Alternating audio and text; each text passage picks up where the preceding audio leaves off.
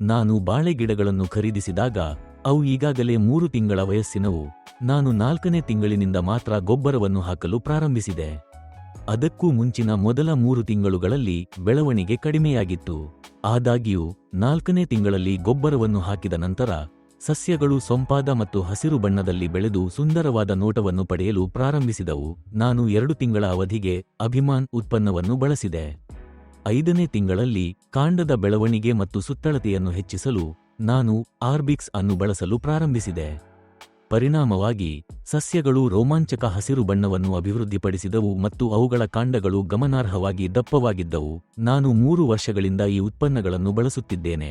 ನಾನು ಬಹುತೇಕವಾಗಿ ಎಪಿಕೆಎಸ್ ಆರ್ಗಾನಿಕ್ಸ್ನ ಉತ್ಪನ್ನಗಳನ್ನು ಅವಲಂಬಿಸಿರುತ್ತೇನೆ. ನಾನು ಬೇರೆ ಯಾವುದೇ ರಾಸಾಯನಿಕ ಗೊಬ್ಬರಗಳು ಅಥವಾ ಕೀಟನಾಶಕಗಳನ್ನು ಬಳಸುವುದಿಲ್ಲ.